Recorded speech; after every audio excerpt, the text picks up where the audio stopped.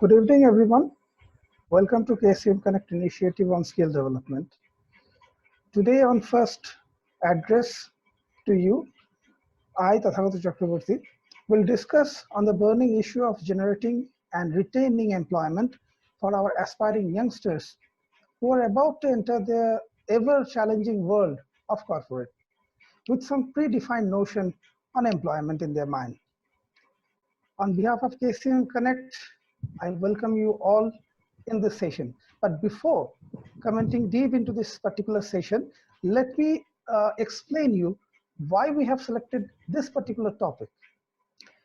A research conducted by famous Glassdoor found out that on an average, each corporate job opening attracts 270 resumes. I'm talking about the general entry-level jobs. Only 4 to 6 of these candidates get an interview call and only one gets the job. Just imagine the situation prevailing in our country. What separates the successful candidates from other job seekers? That is the most crucial question in our mind, because education-wise, they are holding the same degree from almost same category of universities. Main difference are a set of soft skills or employability skills that employers look for candidate with a strong work ethics who not only does the job efficiently, effectively, but also stay focused, organized, competitive, dedicated, and give ideas, know how to work with a team, and has a positive attitude and has leadership skills. These are the main factors in general which separates each and everybody from the post they're seeking from. Now let us start our discussion in detail. The importance of developing and retaining employability skills. For many people today, a career for life is no longer an option. Most people will hold jobs with a variety of employers and move across different employment sectors through their working life. We therefore all need to be flexible in our working patterns and be prepared to change job or sectors if we believe that there are better opportunities elsewhere. For this, we need to understand that we all have a set of transferable skills or employability skills. These are skills that are not specific to one particular career path, but are useful across all employment sectors. Employers are often looking for skills that go beyond qualifications and experience. Our education and experience may make us employable, eligible to apply for a job, but to be successful in most roles, we will need skills that are likely to develop over time.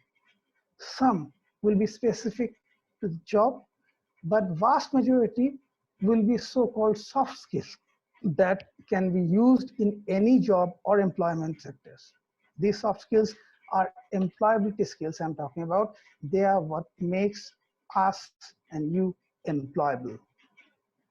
As a general rule, employers are willing to take and teach someone the job-specific skills required, such as how to operate a particular piece of machinery or use a particular computer package that are very specific to that role or the company.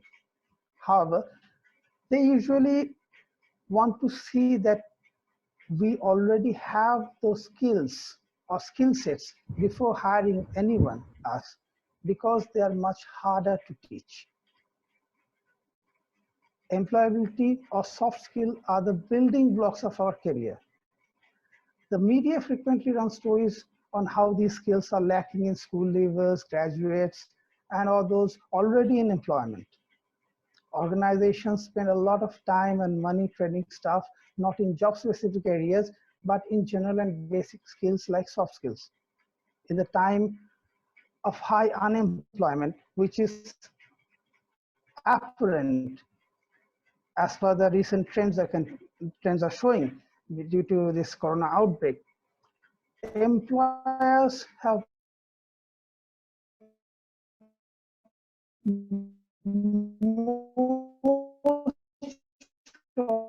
choice of start to develop these skills early in life, but we may not be aware that we are doing so.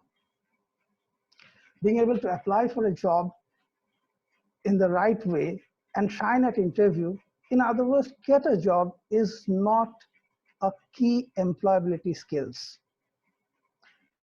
Creating a strong CV or resume, writing a good covering letter, using LinkedIn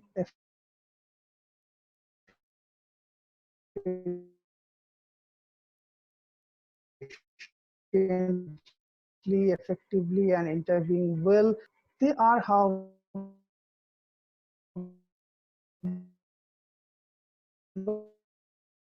not generally are going to discuss. Going along and working well with other people using communication skills and other interpersonal skills, namely being reliable and dependable, doing what you say you will by the deadline you have agreed, and turning up when you are meant to be there, and willingness to learn new skills, whether these are job specific or more general. These are the most important employability skills one should have. Let us look these three areas in turn and highlight. Number one, for example, working well with other people. The skill required to work well with other people are known as interpersonal skills. The skills required, good interpersonal skills in this particular segment, allow us to participate effectively as a member of a team, satisfy customers and clients' requirement, expectations, negotiate well, make decisions and solve problems with other people, and generally work effectively with other employees. Sharp interpersonal skills allow us to empathize and build rapport with colleagues and clients, leading to a better and less stressful working environment. They are the range of areas covered by interpersonal skills, including communication skills. These are the skills required to transmit and receive messages, informations correctly, and from other people by speaking or in writing without any misunderstanding. We can discuss in or divide it in three parts. For example, verbal communication, non-verbal communication, and listening. Verbal means what in verbal communication, what we do, words that we use, whether face to face or in writing. The balance between face to face and in writing is likely to vary in different jobs. Non-verbal communication, for instance, not through the words, it is through body language, intonation, voice fluctuation, or even emojis. In current scenario, we use them very often. Then listening, how we take it and then interpret the verbal and non-verbal messages sent by others. Our own interpretation, that comes under the listening. After communication, another important feature is emotional intelligence. It is the ability to recognize, understand, and manage our own and others' emotion. So we have to be very perfect in this particular case. If we interpret or judge anyone or any information wrong, then it will affect our future course of action. Then teamwork. It is the ability to work with others in group and team, both formal or informal. Not everyone is required to work in a close-knit team, but the ability to function well in a group is vital skill in most jobs. Then another important part is negotiation, persuasion, and influencing skills. These skills are related to finding mutually agreeable solutions to a problem or a situation, whether by persuading others that your solution is best or finding a better alternative by sharing ideas. Conflict resolution and mediation. Skills required to resolve disagreements in a positive way, whether your own disagreements or those involving other people. These skills are often uttered as very crucial for organizations and personal success. But they are very underrated till there is a problem in future, in a problem we are facing in our organization or well within our structure. Problem solving. Obviously, next will be the problem solving and decision making. So when we are going to face a problem, we have to solve it and with a proper decision. These skills needed to work effectively with others to identify, define, and solve problems, including making decisions about the best course of action. Of course, it is also possible to make decisions and solve problems on your own, but being required to do so with others add an extra dimension to the situation and a personal rapport will develop. Not all of these areas will be required at all time in every job. However, we can be reasonably certain that you are likely to need them at some point of your career, and many of them will be needed every day. Develop your interpersonal skills with tools and techniques. Learn and improve your communication skill, tackle conflict resolution, mediate in different situations, difficult or normal, and develop your emotional intelligence are necessary skills retaining to the growth potentiality of your and your organization. Secondly, being reliable and dependable. This is one of the very important features we often skip. Being reliable and dependable means basically doing what you say that you will do. This sounds very simple, but it requires a wide range of skills, mostly personal rather than interpersonal. First of all, doing what you say you will do means being organized, focused, and managing our time effectively. You need to know how long things will take and that you have the time to do them within the required standard and environment. You also need to identify what to do first. Basically, we do make mistakes in this particular area. What to do first? So that if anything is missing, it is less important. Our lessons on time management explains how we can do this in a more concise and more effective manner. Being reliable also means being trustworthy. Unless and until we are trustworthy, no one is going to rely on us. And carefulness. For example, this might mean not leaving work when things still need responsibility and care.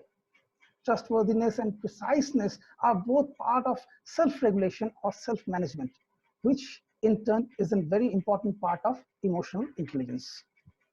People who are self-regulated and reliable take responsibility for their own action and ensure that they live up to their values. They keep track on the deadlines and deliver them without being chased up. I hope it's a scenario or situation we all once at least faced in our life so far. Being reliable does not have mean that you have to do everything by yourself. Sometimes it may mean asking for help when you see that you are not going to be able to meet a deadline. It has no wrong or nothing contrary to our skills or abilities. We can learn much more new things through this particular ability and action. To develop our ability to use our own initiative, we may find it helpful to work on some techniques for creative thinking, which are also helpful in addressing the final area, which, as per my own thoughts, is willingness to learn. Willingness to learn means being open to new ideas and experiences, regardless to our position, regardless to our age, regardless to our academic background, and always looking to improve our skills and knowledge. Sometimes this is referred to as personal development, but that term is also used for a more formal process of goal setting. Whether you choose to make our learning process formal or informal, there is no question that the modern world requires all of us to frequently update and revise our own skills. Change is a constant in most workplaces, and the most valuable employees are those who embrace personal changes and recognize that it offers more opportunity than threat. Employers generally want people who are resilient, adaptable, and flexible. There are other key parts of self-regulation and emotional intelligence. Finally, a review of job market and employability skills reveals a critical gap in the skill set, particularly on soft skill needed for the job. We are trying to fill this gap through training programs specifically suited for new recruits. A detailed review of skill set needed for employment has been outlined. Briefly speaking, these skill gaps are mainly soft skills like proficiency in English and other languages used for business communication in general, teamwork, planning, learning, and self-management. Providing full employment is not only a governmental objective, rather it is implemented through the system of skill training, but organizations need employees at the entry level to have some basic skills which need to be imparted to them at the time of higher education and before entering the job market. This is an area which need to be tackled by schedules of soft skills and employability skill training. KCMconnect, for the said purpose of developing skill and employability skills, organize regular sessions on customized training programs to bridge the gap of skill required in job domain. And this is the first step through which we are connecting to everyone for this particular gap, particular bridging the gap procedure. And basically in the Indian job market, we see a lack of process through which we can absorb people. Now, unless and until these are covered with proper training, it is very difficult to connect people with the industry. Now, to connect people with the industry, we need proper industry guidance and proper education of concepts. Now, regarding concepts, we have n number of institutes, formals, and informal ways to upgrade our knowledge. But what about these skill sets will help us to remain focused in the market, remain focused in the job, remain focused in our growth potentials? These are called employability skills or soft skills. Regarding this, you need to tackle your own problem. And obviously, as a potential training organizer or potential training uh, concept developer, we on behalf of KCM Connect are readily available for any kind of solution. But this is not that each and everyone has a single and simple set of problems to address. It is customized based on situation, based on scenario, based on every individual. So customization is very much important. To conclude, I can say that we invite your suggestions and we invite more and more comments from you so that we can develop our concepts on training. And along with this, we should keep updating you about various features and various techniques and tools that in industry is going to happen or following in near future. For example, under this COVID situation, it is a belief that many of the companies from China are going to shift their bases in India. Basically, they are the Europeans and US based companies. Even if they do, from where they're going to take skilled workers, skilled potential job earners, from where?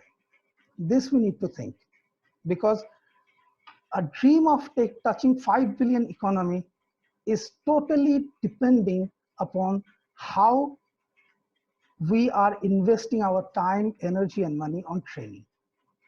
And training means our own self-development. It is not an economy that we should employ out of our pocket. Obviously, we are paying for that, but in return, we are gaining enormous skill sets to develop our own nation, ourselves, and our community. So with this, I would like to conclude my session and waiting for any query or response from the participants.